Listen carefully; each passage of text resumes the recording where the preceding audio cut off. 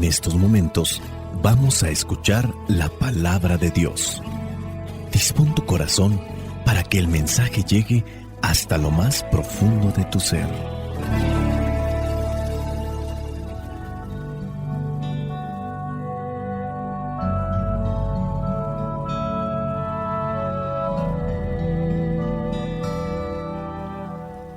El evangelio que la iglesia nos presenta para el día de hoy corresponde a Marcos capítulo 2, versículos del 23 al 28. Dice así: un sábado Jesús pasaba por en medio de los sembradíos y sus discípulos iban arrancando espigas. Los fariseos le dijeron: mira, ¿por qué hacen lo que no está permitido en sábado? Por lo que él les dijo: ¿nunca han leído lo que hizo David cuando tuvo necesidad y hambre? Él, junto con sus hombres, entró a la casa de Dios cuando Abiatar era sumo sacerdote y comió los panes de la ofrenda que solo podían comer los sacerdotes y les dio a los que lo acompañaban. Por eso les dijo: el sábado se hizo para el hombre y no el hombre para el sábado. Así que el Hijo del Hombre también es Señor del sábado.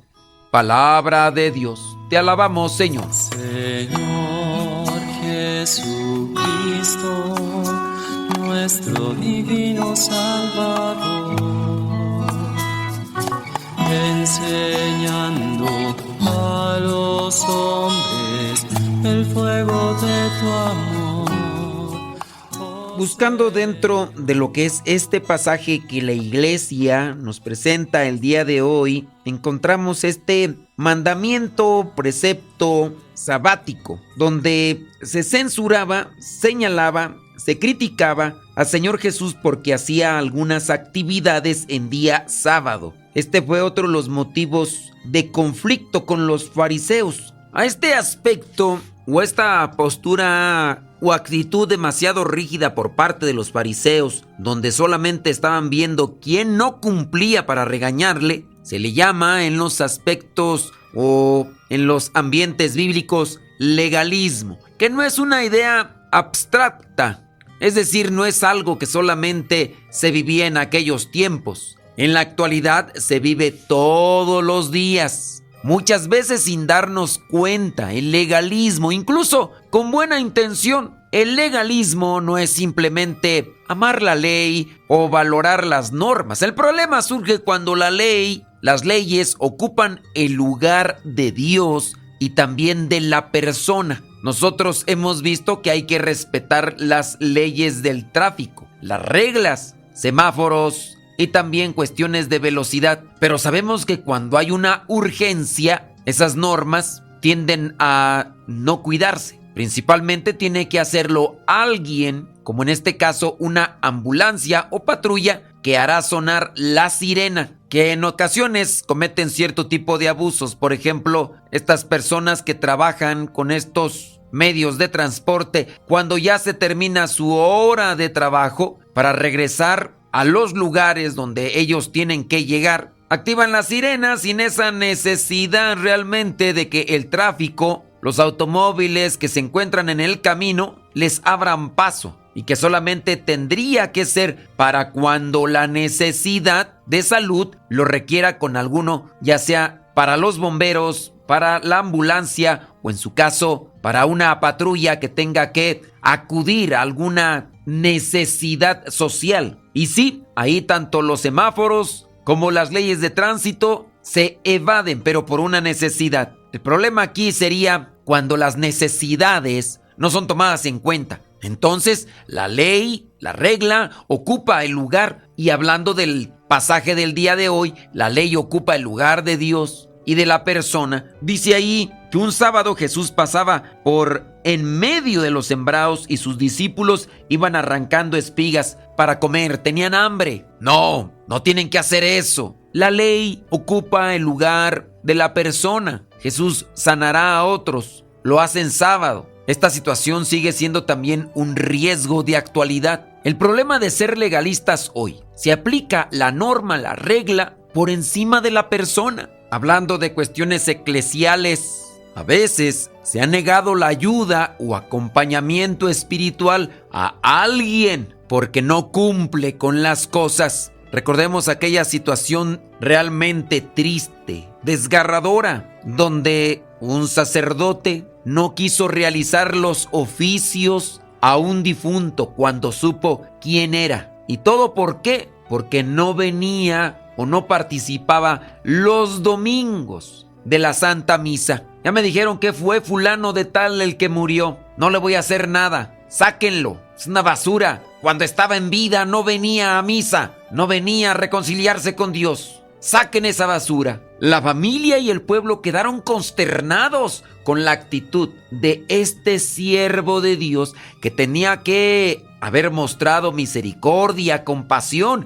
Y si era cierto que en vida no se acercaba, el hecho de que tuviera esa actitud dañaba a los que sí tenían la intención de acercarse, que en este caso eran los familiares. Situaciones de este tipo se pueden dar en otras características. Y es que el problema de una persona legalista: cumple, pero no ama; obedece, pero no se compadece. Y ahí estamos quizá tú y yo. Juzgamos duramente a quien falla, a quien se equivoca, a quien no cumple. Y muchas de las veces no nos preguntamos por su historia, por sus heridas, por la situación que está. A veces, dentro de los grupos de matrimonios, aquellos que van más adelante, que se han mantenido, que se han preparado, juzgan, señalan y cargan cosas demasiado pesadas en aquellos que apenas comienzan o que han tenido un acompañamiento muy distante y que por lo tanto su caminar es tibio, pero porque no han recibido esa formación o acompañamiento para tener una conversión en sus vidas. Muchas personas se alejan de la iglesia por esta actitud. El legalista cumple, pero no ama; obedece, pero no se compadece. Cuando actuamos así, de forma legalista, nos lleva siempre a la comparación, a la envidia, porque siempre estamos haciendo comparaciones, ya sea que nosotros estemos en esos grupos de iglesia, pero hay otros grupos que trabajan a la par, quizá con el mismo método o las mismas formas que nosotros, y reprochamos porque queremos manejar un monopolio o queremos tener la exclusividad de ese método o esa manera. El legalismo en cierta forma apaga la misericordia, también genera orgullo espiritual. Nosotros sí hacemos bien las cosas, ellos nada más están ahí por encimita.